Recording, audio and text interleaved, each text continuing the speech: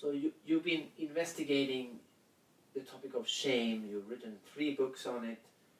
You spent X amount of days in your life doing that. What's the benefit? Like, what's the payoff if you actually befriend shame? I would usually say 3 things, with a 4th thing on the kind of an extra. Maybe, well, one of the biggest things is that it investigating shame, getting to know it, getting not only to know it, like being aware of it, but to use that awareness of shame and get out of it. Like, not having a logical, cold, and cool way about it, but to get to know ways how to integrate it and go forward. And when we can do that, we can live our dreams. Shame is not going to stop me from doing what I dream about.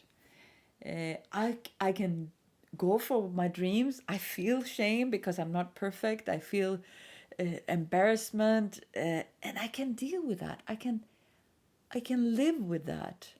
I don't always have to get away from the shame, but I can actually use the shame to stay alive to my dreams.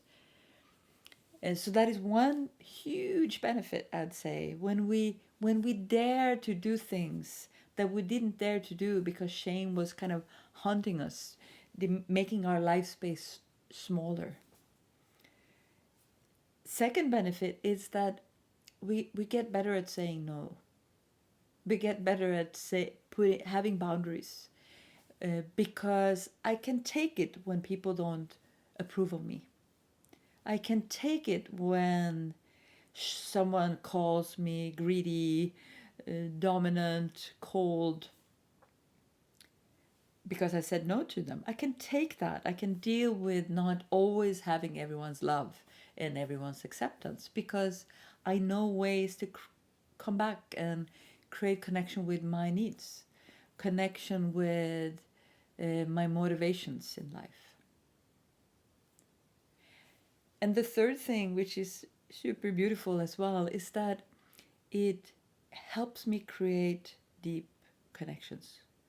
It helps me connect deeper relationships where I hold people away from seeing my imperfections, and then I never create deep relationships when I know I can handle it feeling shame, even if people see me in my weakest moments, in my darkest moments. I will create another kind of depth in relationships. And I don't know only talk about romantic relationship, but I talk about friendship relationships. I talk about relationship with people that I am cooperating with, that they can see me even if I do mistakes. I'm still valuable. I'm still of use, even if I don't show up perfectly all the time. So these are the 3 main benefits, and then there are many categories in that. And then I promised the 4th one, and the 4th one is, if I have kids or if I have people around me that I want to influence, if I can show up, even if in doing mistakes, I can show up and show myself, I will forward that knowledge. I can be a role model of that we don't have to be superheroes to be okay.